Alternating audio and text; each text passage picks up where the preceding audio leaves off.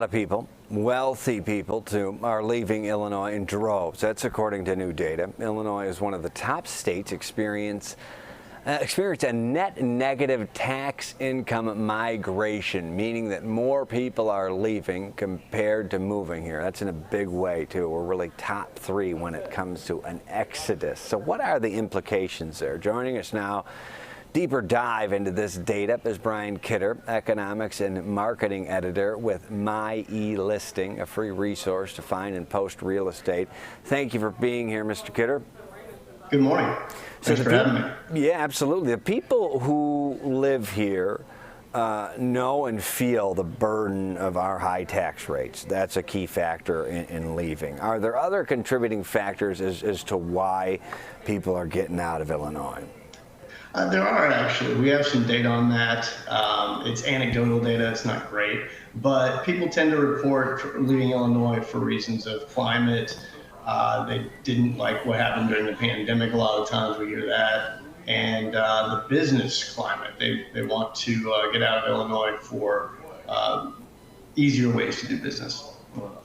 Yeah, your findings are similar to our findings, so that definitely jives with us. You found IRS data shows that Illinois saw $140+ million net income migration outflow. So that means what? A $140+ million net income migration outflow. That means to the layperson what?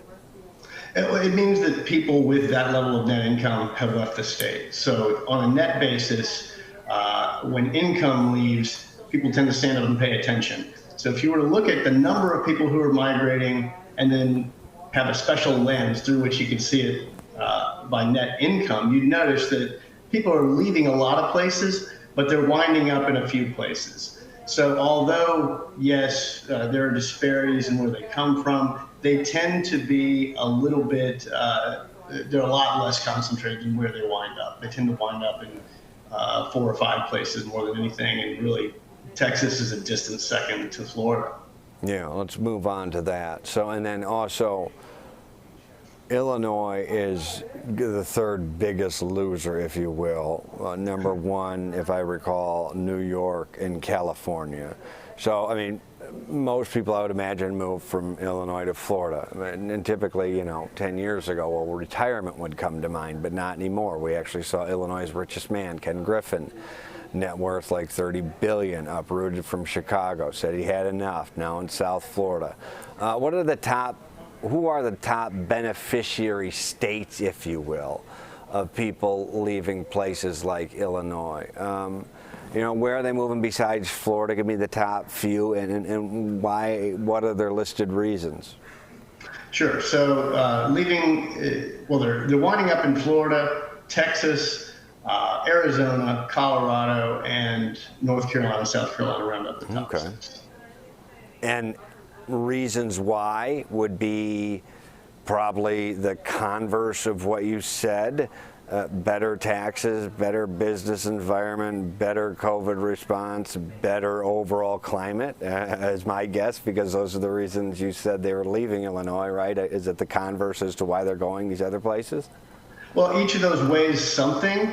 And when you look from place to place, they tend to vary in what they say.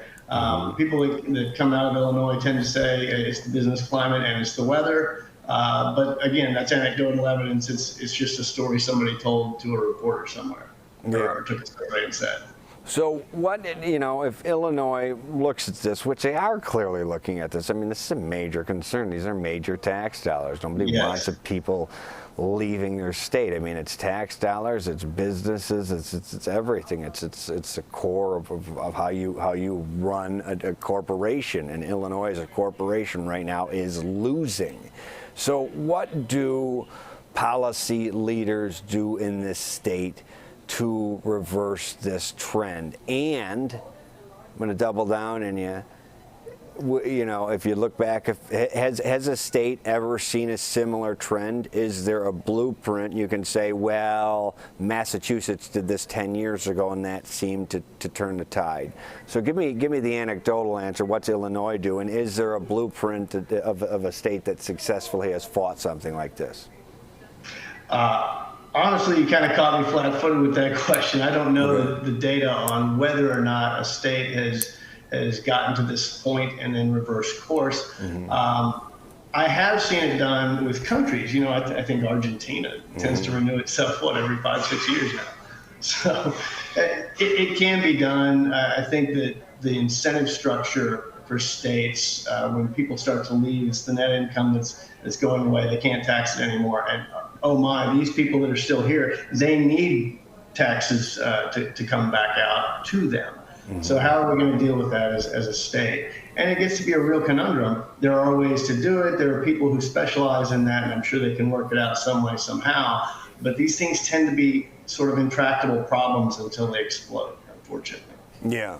I mean, and we have also seen, I mean, that last question is there a blueprint? Obviously, if there was a blueprint, we'd probably be trying to do it. But, you know, you've also seen states that have, you know, doubled down on incentives and become better. Even like Indiana, just to the, you know, east of us has set up some better, more welcoming, incentive-based, you know, rules and regulations for businesses to come there. So obviously those are out there. Brian Kidder, very insightful stuff, great information, important to look at. Economics and marketing editor at MyEYlisting, MyElisting.com, a real estate website, a free one, listing service for users. Thank you for joining us today on the stream. We appreciate it. Thank you so much. All right.